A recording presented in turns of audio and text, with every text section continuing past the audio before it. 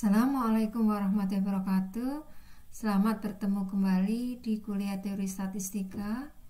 Pada pertemuan ketiga ini akan dibahas tentang beberapa sebaran peubah acak diskrit, yaitu sebaran seragam, Bernoulli, binomial, kosong, hipergeometrik, multinomial, geometrik, dan sebaran binomial negatif.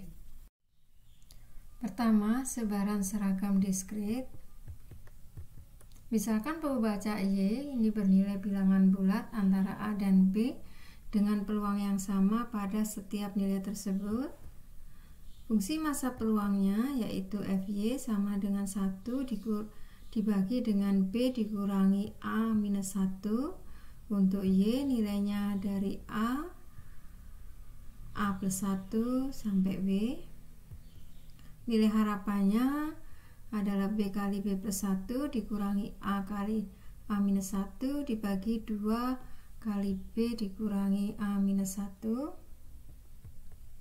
Kemudian ragamnya bisa dilihat di slide ya. Kalau seandainya A nya ini sama dengan 1 dan B nya sama dengan N, maka nilai harapannya sama dengan N plus 1 per 2 dan ragamnya adalah N plus 1 dikali N minus 1 per 12. Sebagai ilustrasi, misalkan percobaannya adalah sebuah dadu digulirkan. Peubah acak X menyatakan sisi yang muncul. Maka fungsi massa peluangnya adalah sebagai berikut. Maka nilai harapan Y-nya sama dengan 3,5 dan ragamnya sama dengan 35 per 12. Sebaran yang kedua yaitu sebaran Bernoulli. Sebaran Bernoulli ini ditemukan oleh Jacob Bernoulli, seorang ahli matematika Swiss. Percobaan Bernoulli ini terdiri atas satu ulangan. Hasilnya ada dua kemungkinan, yaitu sukses dan gagal. Peluang suksesnya adalah P dengan nilai P di antara 0 sampai 1. Kemudian nilai peubah acaknya Y sama dengan 1 untuk kejadian sukses dan Y sama dengan 0 jika kejadiannya gagal. Fungsi massa peluangnya yaitu sama dengan P untuk Y sama dengan 1 dan 1 minus P untuk Y sama dengan 0. Nilai harapannya sama dengan P dan ragamnya adalah P kalikan 1 minus P. Sebagai ilustrasi, misalkan soal ujian pilihan ganda dengan 4 pilihan jawaban dan hanya satu jawaban yang benar. Bila peubah acak X ini menyatakan jawaban yang benar, maka P-nya adalah 0,25 dan Q-nya adalah 0,75. Misalkan dalam suatu permainan sebuah dadu digulirkan, pemain dianggap menang bila dadu yang muncul menunjukkan angka 3 atau 5. Maka di sini P-nya adalah sama dengan 1/6 ditambah 1/6 yaitu 1/3 dan Q-nya adalah 2/3. Sebaran berikutnya adalah sebaran binomial. Sebaran binomial merupakan sebaran untuk sekuens ulangan Bernoulli. Percobaannya terdiri atas n ulangan yang identik. Setiap ulangan menghasilkan dua hasil, gagal atau sukses. Ulangannya bersifat bebas. Hasil satu ulangan tidak dipengaruhi ulangan lainnya. Peluang suksesnya P ini bernilai sama untuk setiap ulangan. Peubah acak Y ini menyatakan baiknya kejadian sukses dari N ulangan mengikuti sebaran binomial dengan parameter N dan P. Y ini mempunyai nilai 0, 1 sampai N dan biasanya dinotasikan sebagai Y tilde binomial dengan parameter N dan P. Sebagai ilustrasi, misalkan percobaannya adalah sebuah koin dilempar sebanyak 10 kali dan diamati banyaknya sisi angka yang muncul. Maka sebaran peubah acak ini adalah sebaran binomial dengan N-nya 10 dan P-nya setengah. Ilustrasi berikutnya, 3 buah dadu digulirkan dan diamati banyaknya angka 4 yang muncul. Maka sebaran peubah acaknya adalah sebaran binomial dengan N-nya sama dengan 3 dan P-nya adalah 1/6. Fungsi massa peluangnya didefinisikan seperti ini. Peluang Y sama dengan kombinasi NY dikalikan P pangkat Y dikalikan 1 min P pangkat N min Y, untuk Y nya 1 sampai N. Nilai harapannya sama dengan NP dan ragamnya sama dengan NPG. Sebagai ilustrasi, misalkan sebuah permainan dilakukan dengan mengulirkan dadu yang setimbang sebanyak 15 kali. Permainan ini dianggap menang bila dadu menunjukkan angka 3 atau 5. Berapa peluangnya untuk menang 5 kali dari 15 kali lemparan tersebut? Nah, 1 kali lemparan ini peluang dianggap berhasil atau menang bila angka 3 atau 5 yang muncul. Maka P-nya adalah 1/3. Peluang gagalnya 2/3 dan diulang sebanyak 15 kali. Maka peluang menang 5 kali adalah kombinasi 15-5 dikalikan P-nya 1/3 pangkatkan 5 dikalikan Q-nya 2/3 pangkatkan 10. Peluangnya adalah 0,214307. Sebaran berikutnya adalah sebaran posong. Definisi empiriknya, sebaran posong ini ditemukan oleh Simeon Poisson tahun 1839 yang merupakan ahli matematika Prancis.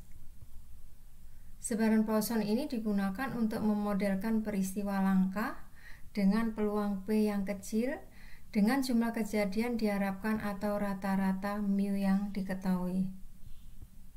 Sebaran ini sering digunakan untuk memodelkan kejadian dengan karakteristik dalam waktu atau ruang. Misalkan kedatangan pelanggan dalam antrian per jam, jumlah cacat dalam gulungan kain, jumlah kesalahan ketik per halaman teks. Sebaran Poisson diperoleh sebagai berikut, yaitu caranya dengan memecah area menjadi n potongan kecil. Kemudian setiap potongan, perhatikan ini ya, jadi areanya dibagi dalam n potongan.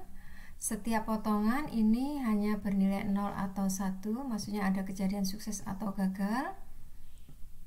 Dengan peluang kejadian suksesnya itu sama dengan P, yaitu untuk P munculnya kejadian 1. Misalkan lambda ini sama dengan NP yang menyatakan jumlah rata-rata kejadian sukses pada area tersebut. X ini adalah banyaknya kejadian sukses pada area, yaitu jumlah dari kejadian 1 pada potongan. Maka X ini menyebar binomial dengan parameter N dan P, sedangkan P-nya ini adalah lambda per N ya, karena lambda ini adalah jumlah rata-rata kejadian yang sukses, jumlah kejadian yang nilainya 1. Maka di sini P-nya adalah lambda per N.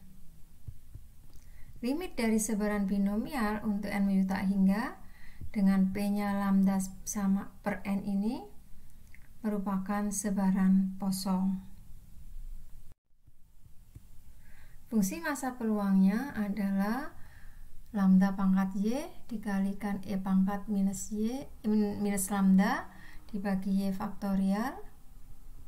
Nilai harapannya sama dengan lambda dan ragamnya juga sama dengan lambda. Untuk memperoleh ragamnya memang ini memerlukan nilai harapan faktorial, tidak bisa dilakukan penjumlahan langsung, sehingga harus ditentukan dulu nilai harapan Y kalikan Y minus 1 ya. Kenapa begini? Karena adanya sifat faktorialnya ini. Ragamnya sama dengan lambda. Ini adalah gambar histogram dari sebaran Poisson pada beberapa nilai lambda. Perhatikan kalau lambdanya 1 miring ke kanan, kalau lambdanya semakin besar ini bentuknya semakin simetrik. Sebagai ilustrasi, misalkan jumlah kesalahan ketik dalam edisi baru buku teks sangat bervariasi dari satu buku ke buku lainnya. Setelah dilakukan analisis, disimpulkan bahwa jumlah kesalahan ini menyebar sebaran Poisson dengan rata-rata 1,5 kesalahan ketik per 100 halaman. Seseorang memilih secara acak 100 halaman buku baru tersebut. Tentukan peluang tidak ada kesalahan ketik. Jadi yang ditanyakan adalah berapa peluang Y sama dengan 0 dengan lambdanya yaitu 1,5. Tinggal masukkan ke formulanya, maka akan diperoleh peluangnya sebesar 0,2231. Jadi sekitar 22% peluang untuk menemukan kesalahan 0. Kemudian peluang keberhasilan pada sebaran kosong ini sebanding dengan ukuran intervalnya, ukuran waktunya atau ukuran luasannya. Sebagai ilustrasi, kalau halaman bukunya ini adalah 400 halaman yang diamati, maka rata-rata kesalahannya adalah mu, yaitu 1,5, ini adalah per 100 dikalikan 400 per 100, diperoleh 6 kesalahan ketik per 400 halaman. Untuk buku 400 halaman, berapa peluang tidak ada kesalahan ketik? Jadi peluang di sini x-nya sama dengan 0, yaitu mu pangkat x, e min mu per x faktorial, masukkan angkanya, diperoleh 0,02479. Jadi peluangnya sangat kecil untuk mendapatkan tidak ada kesalahan ketik pada 400 halaman. Sebaran kosong dapat digunakan untuk perkiraan peluang binomial asalkan di sini jumlah amatan n-nya lebih dari 100 dan p-nya itu lebih kecil dari 10. Misalkan di sini suatu penyakit langka memiliki kejadian itu 1 dalam 1000 orang per tahun. Diasumsikan bahwa anggota populasi ini dipengaruhi secara independen. Tentukan peluang X, tentukan peluang terdapat K kasus dalam populasi 10.000 untuk K sama dengan 0, 1, 2. Pada kasus ini adalah sebaran binomial dengan N-nya 10.000 dan P-nya adalah 1 per 1000. Sehingga bisa didekati dengan sebaran kosong dengan lambda yaitu sama dengan n dikalikan p sama dengan 10. Kemudian peluang K kasus baru tinggal dimasukkan ke formula dari peluang kosong. Untuk peluang X sama dengan 0, ini diperoleh angkanya cukup kecil ya, 0,000454. Untuk X sama dengan 1, kemudian berikut adalah peluang untuk X sama dengan 2. Sebaran berikutnya yaitu sebaran hipergeometrik. Sebaran hipergeometrik merupakan generalisasi populasi terbatas untuk sebaran binomial. Perhatikan pada gambar di sini. Populasinya ini anggotanya sebesar n elemen, sedangkan yang dikelompokkan kejadian sukses ada sebesar K, dan gagalnya tentunya sama dengan n-K. Kemudian pada contoh ini diambil dari populasi itu diambil contoh sebesar n kecil. Dari contoh ini kejadian suksesnya dinyatakan sebagai X dan gagalnya adalah sama dengan n-X. X ini nilainya 0, 1 sampai minimum dari n, ukuran contoh dengan baiknya kejadian suksesnya. Fungsi masa peluangnya adalah kombinasi dari Kx, yaitu baik cara memilih kejadian sukses, dikalikan kombinasi n-K dengan n-X, yaitu baiknya cara memilih kejadian gagalnya, dibagi dengan kombinasi n per n, yaitu cara memilih n contoh dari populasi sebesar n besar. Nilai harapannya sama dengan n dikalikan K besar per n. Jadi nilai ini mirip dengan P pada sebaran binomial.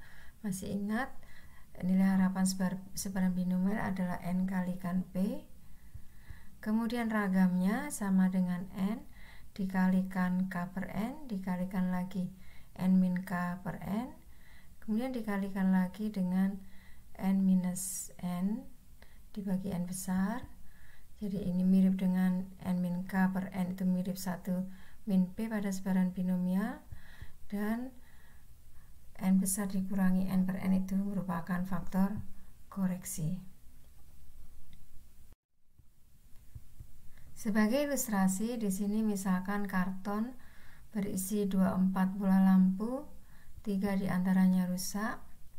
Berapa peluang dalam contoh yang dipilih secara acak 6 bola lampu terdapat bola lampu rusak sebanyak 0 dan 3.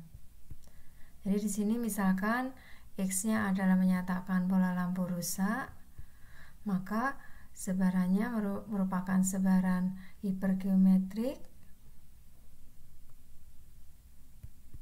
Peluang tidak ada lampu rusak berarti X-nya sama dengan 0. Masukkan ke formula tersebut. Ini diperoleh 0,4031. Kemudian terdapat 3 lampu rusak. Tinggal masukkan lagi ke formulanya, diperoleh peluangnya 0,00988. Pengambilan contoh dengan pemulihan. Jadi kalau ambilan contohnya ini dilakukan dengan pemulihan dan antar ulangannya ini bersifat bebas, maka digunakan sebaran binomial. Sedangkan kalau pengambilan contoh tanpa pemulihan, ini sebarannya hipergeometrik. Misalkan di sini dalam sebuah kotak terdapat 3 bola putih dan 2 bola merah. Percobaan pertama, ambil 2 bola tanpa pemulihan, kemudian berubah acaknya X ini menyatakan bola putih. Dan percobaan yang kedua, di sini ambil 2 bola tanpa pemulihan, berubah acaknya ini Y adalah banyaknya bola putih. Tentukan sebaran X dan Y-nya. Tentukan minnya dan ragamnya. Jadi pada percobaan pertama itu X-nya itu adalah mempunyai sebaran hipergeometrik, sedangkan pada percobaan yang kedua itu Y-nya punya sebaran binomial. Hampiran. Persyaratan hampiran binomial, jadi hipergeometrik ini dapat dihampiri binomial kalau N-nya, jadi ukuran contohnya itu sebesar 0,05 ukuran populasinya. Jadi ini binomial dapat digunakan untuk menghampiri sebaran hipergeometrik. Kemudian hipergeometrik ini juga bisa dihampiri dengan sebaran kosong, asal syaratnya di sini N-nya lebih kecil sama dengan 0,05 dari ukuran populasi. Kemudian ada syarat lagi, N-nya lebih besar sama dengan 20, dan P-nya itu K per N harus kecil, yaitu lebih kecil sama dengan 0,05. Berikut ini adalah perbandingan dari pendekatan sebaran hipergeometrik didekati dengan sebaran binomial, ya. Ini untuk N sama dengan 50, kemudian ukuran contohnya 5, K-nya 25, ini gambarnya yang bulat hijau, ya. Ini bisa diperhatikan. Sedangkan yang plus itu adalah dihampiri binomial dengan N-nya 5, P-nya kan K per N jadi 0,5. Jadi memang sudah sangat dekat, ya, hampiran binomial ini terhadap sebaran hipergeometrik. Sebaran multinomial.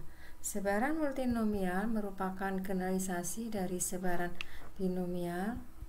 Pada multinomial hasil percobaannya lebih dari 2. Misalkan hasil percobaannya ada 3 dengan peluang masing-masingnya adalah P1, P2, P3, dan kalau dijumlahkan nilainya P1, P2, P3 ini sama dengan 1.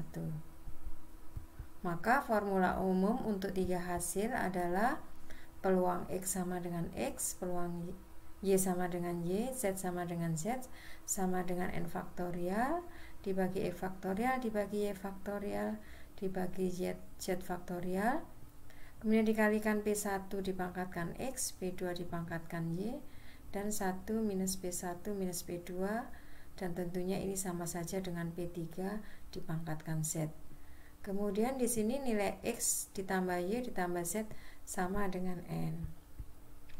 Sebagai ilustrasi, misalkan dalam suatu seminar dipilih secara acak 8 orang dari peserta yang terdiri dari 50% bekerja sebagai PNS, 30% dari BUMN, dan 20% dari swasta. Tentukan peluang terpilihnya 4 orang PNS, 3 orang BUMN, dan 1 orang swasta. Maka di sini yang dihitung adalah peluang X sama dengan 4, Y-nya sama dengan 3, Z-nya ini sama dengan 1. Kemudian masukkan ke formula ini multinomial, dan ini adalah peluangnya.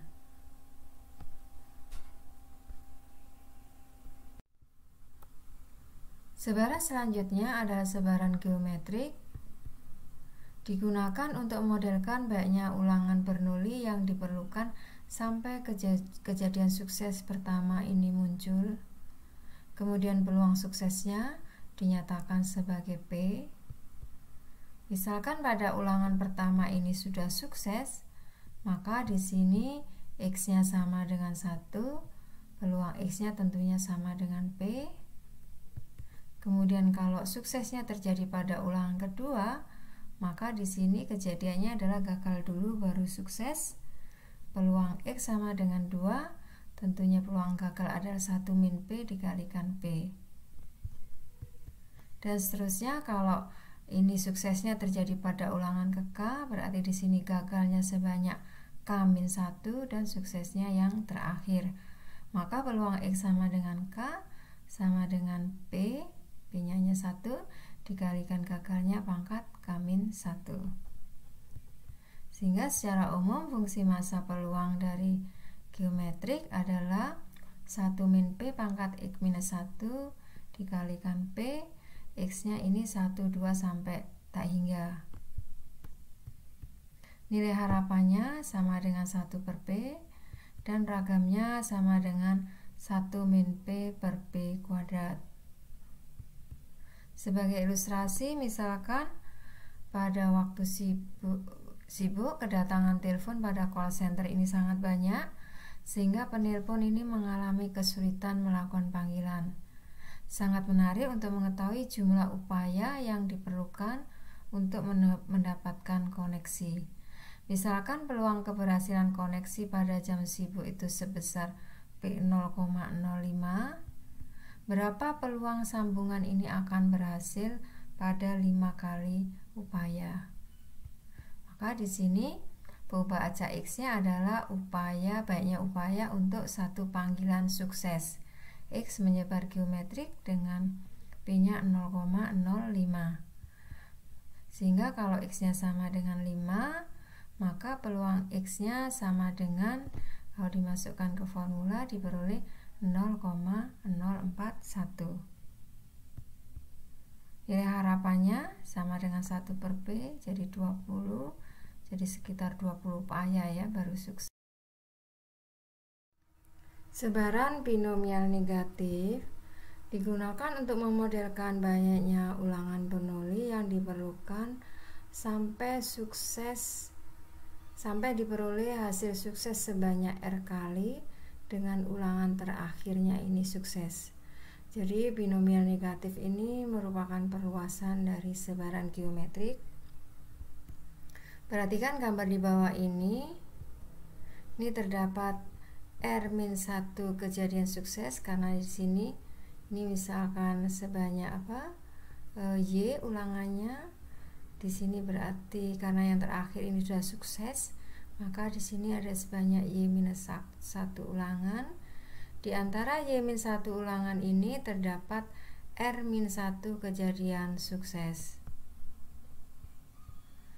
Maka fungsi massa peluang dari sebaran binomial negatif ini adalah kombinasi dari Y-1 R-1 dikalikan P-nya sebanyak R, jadi peluang suksesnya sebanyak R, kemudian dikalikan 1 min P, baiknya kejadian gagalnya ini adalah Y min R.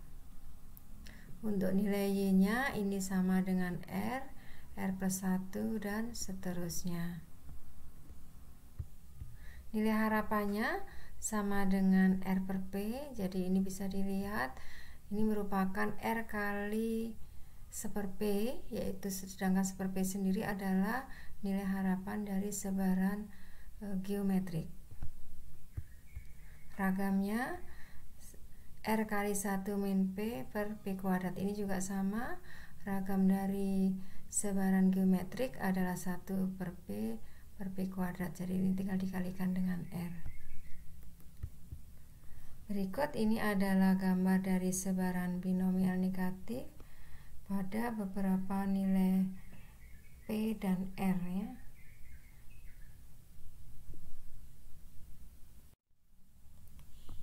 Berikut ilustrasi untuk sebaran binomial negatif.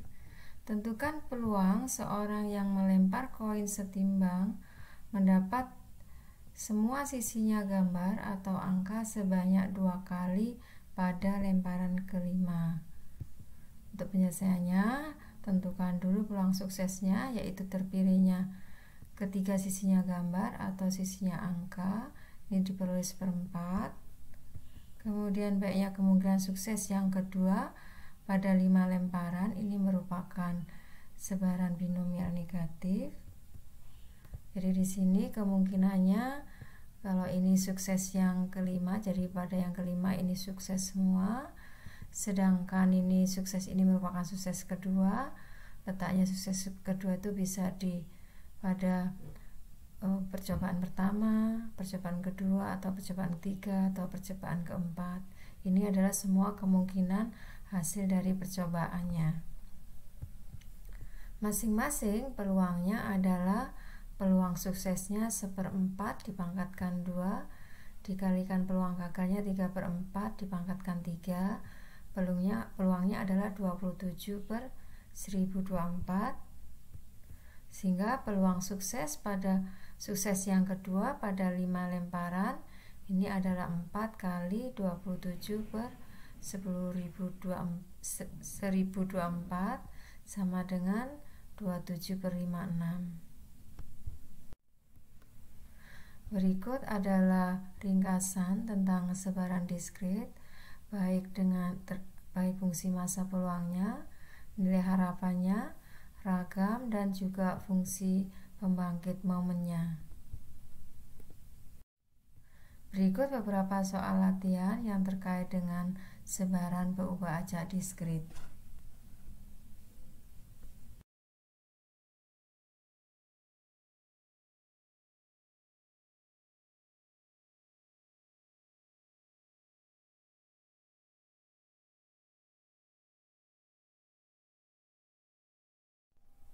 Selamat berlatih, semoga sukses.